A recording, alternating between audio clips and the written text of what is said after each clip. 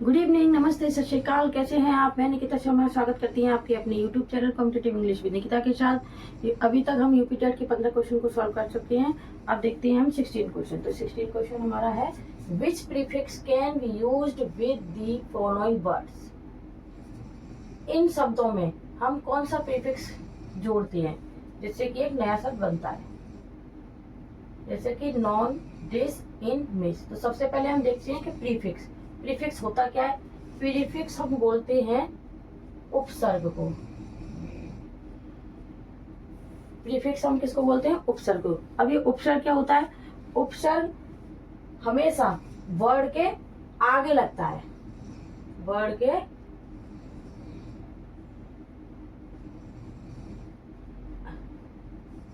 आगे लगता है और इसका मीनिंग चेंज कर देता है, उसे हम प्रीफिक्स कहते हैं। तो प्रीफिक्स क्या है? प्रीफिक्स हमेशा वर्ड के आगे आने वाला पार्ट है, जिसके आगे हम लगाते हैं, उसका मीनिंग चेंज होता है, उसको हम प्रीफिक्स कहते हैं। तो सबसे पहले शब्द देखते हैं। सबसे पहले टेक, चीफ और बिहेव। तो नॉन टेक नहीं हो सकता, इन टेक नहीं हो सकता, इन चीफ, इन बिहेव, इन वे, डिसबिहेव, ये नहीं हो सकता। सबसे पहले यहाँ पे जो करेक्ट ऑप्शन है वो है मिस। आपने देखा हो टेक मिस लेना, तो मिस्टेक सबसे पहले क्या हो जाएगा? मिस्टेक, मतलब गलती। आपको पता है ना, तो मिस्टेक हो सकता है, आपने सुना भी होगा कभी। मिसचीफ, मिसबिहेव कहते हैं ना, उसने मेरे साथ बहुत मिसबिहेव किया है, मैं उससे अब बात नहीं करूंगा या करूंगी, ठीक है ना। तो यहाँ राइट आंसर हो जाएगा मिस। Now next question is 17th question, fill in the blanks with correct preposition. इसमें हमें क्या करना है? हमें करेक्ट प्रीपोजिशन भरनी है। He deals rice, in, with, at, on. अब स्टूडेंट्स हमें इसमें क्या करना है? प्रीपोजिशन फिल करनी है। अब प्रीपोजिशन क्या है? जब किसी के रिलेशन और पोजीशन को बताती है, जैसे कि ही डील्स राइस, इसमें हमें पता चल रहा है कि चावल का कुछ कर रहा है। तो अब समझ लीजिए, जब कभी डील किसी कारोबार या व्यापार के लिए आती है तो हमेशा हम उसमें इन लगाते हैं। तो यहाँ क्या हो जाएगा? ही डील्स इन राइस, मतलब वह चावल का बिजनेस करता है। लेकिन अगर कभी भी डील्स किसी चीज को हैंडल करने के लिए आती है तो हम उसके साथ इन नहीं लगाते हैं, हम उसके साथ विद लगाते हैं। जैसे he will, he will deal, he will deal this problem। तो जैसा कि मैंने बताया कि किसी भी कारोबार या व्यापार के लिए, व्यापार या कारोबार के लिए जब डील लगा होता है तो हमेशा हम इन लगाते हैं। लेकिन जब किसी भी चीज को हैंडल करने के लिए कोई डील लगता है तो उसके साथ हम लगाते हैं विद। अब ये प्रीपोजिशन के कंसेप्ट को मैं अपने इसके प्रीपोजिशन के सेशन में आपको पूरी तरीके से बताऊंगी।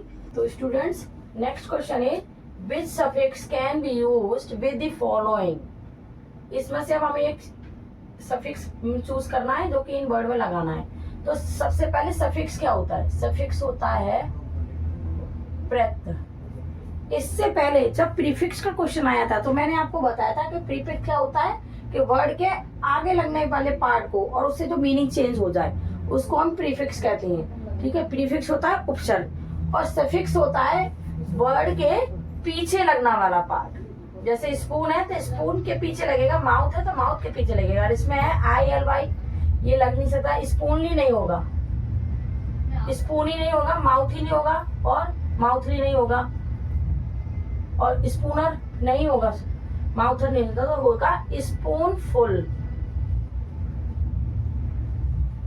स्पून फुल कहते हैं हमारे मतलब थोड़ी सी मात्रा में होता है ना, मतलब चम्मच भर। और ये होगा माउथ फुल। माउथ फुल मतलब है एक निवाला, मतलब एक जिसको हम कौर या गस्सा बोलते हैं। तो इसका जो आंसर होगा वो ऑप्शन नंबर डी बिल्कुल करेक्ट आंसर होगा। तो विच तो हो जाएगा spoonful, mouthful. Clear?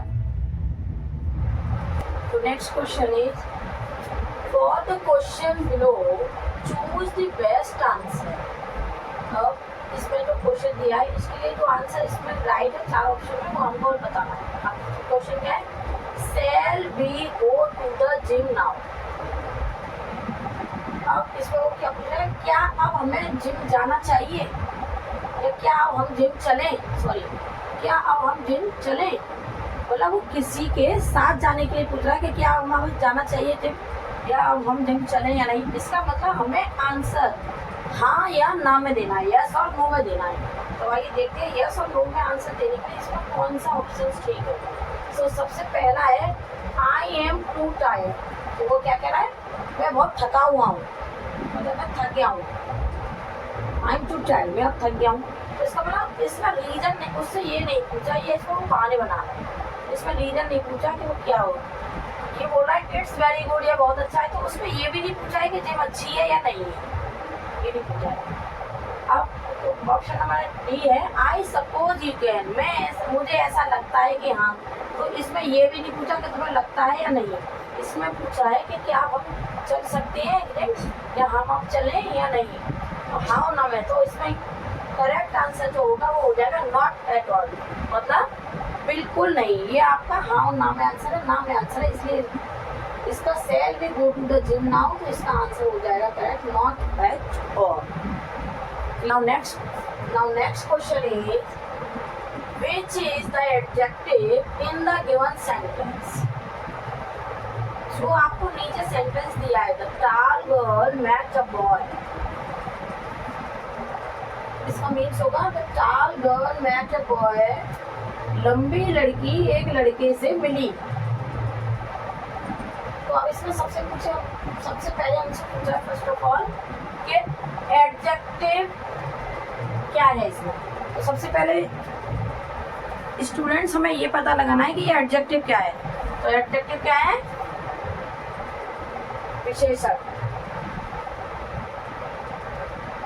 Adjective क्या है, विशेषण। अब ये विशेषण क्या होता है, जो नाउन की विशेषता बताता है, जो नाउन की विशेषता बताता है उसे हम क्या कहते हैं, विशेषण, ये एडजेक्टिव कहते हैं। ठीक है, नाउन की विशेषता बताने वाले शब्द को एडजेक्टिव कहते हैं। तो अब इसमें देखते हैं गर्ल क्या है, नाउन है, तो ये नहीं होगा। बॉय क्या है, नाउन है, तो ये भी नहीं होगा। ठीक है, अब मेट क्या है, वर्ब है, क्रिया, तो ये भी नहीं होगा। अब नाउन क्या है, गर्ल, तो लड़की कैसी है, लड़की लंबी है, तो ये लड़की की विशेषता बता रहा है ना, तो एडजेक्टिव ये हुआ। तो ऑप्शन नंबर ए हमारा बिल्कुल ठीक है कि ये इसमें एडजेक्टिव है। लंबी लड़की एडजेक्टिव है, लंबी है वो एडजेक्टिव है। ठीक है ना, तो इसी के साथ हमारी ये क्लास समाप्त होती है और अब मिलते हैं आगे हम अपनी नेक्स्ट क्लास में।